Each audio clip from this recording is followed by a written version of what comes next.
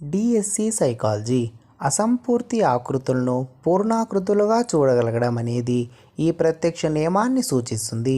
పూరణ నియమం ఎరిక్సన్ ప్రకారం క్రీడా దశలోని పిల్లలు ఎదుర్కొనే సాంఘిక క్లిష్ట పరిస్థితి చొరవ చూపడం వర్సెస్ తప్పు చేశాననే భావన.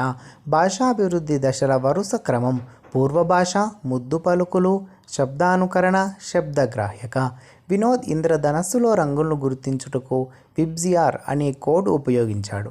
ఇది ఈ స్మృతి పెంపొందించే టెక్నిక్కు చెందుతుంది. కొండ గుర్తుల ఉపయోగం: సీను 10వ తరగతిలో హిందీ చదివి ఇంటర్లో సంస్కృతాన్ని ద్వితీయ భాషగా తీసుకున్నాడు. పరీక్షలో సంస్కృత పదాలు గుర్తుకు తెచ్చుకోవడంలో హిందీ ఆటంకం కలిగిస్తోంది. దీన్ని ఇలా అంటారు: పురోగమన అవరోధం. Full form of salt SALT programme support Andhra's learning transformation. క్రింది వానిలో భావావేశ రంగానికి చెందేవి: వ్యవస్థాపనం, శీలస్థాపనం, ప్రతిస్పందించుట. నిర్దేశించబడిన అభ్యసన ఫలితాలు సాధింపబడ్డాయో లేదో తెలుసుకోవడానికి సహాయపడే బోధనా దశ. ఉత్తర చర్యాత్మక దశ.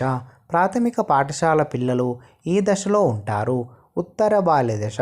రాజు తన తల్లి వేధింపులను నివారించడానికి హోంవర్క్ చేస్తున్నాడు.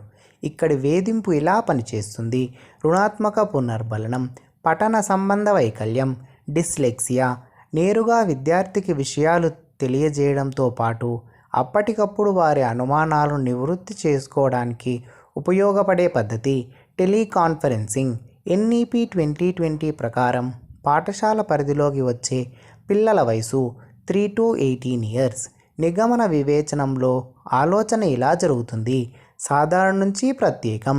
వాణి DSC పరీక్ష సరిగా రాయలేదని పరీక్ష గది బయట చిన్నపిల్లలా ఏడుస్తూ ఉంది. ఇక్కడి రక్షక తంత్రం. ప్రతిగమనం. స్వీయ అభ్యసనాన్ని ప్రోత్సహించే బోధనా పద్ధతులు. ప్రాజెక్టు పద్ధతి, కృత్యాధార పద్ధతి, అన్వేషణ పద్ధతి. క్రింది వానిలో గిల్ఫర్ట్ తన ప్రజ్ఞా స్వరూప సిద్ధాంతంలో పేర్కొన్న ప్రచాలనాలకు సంబంధించేవి: మూల్యాంకనం, విభిన్న ఆలోచనలు, సంజ్ఞానం.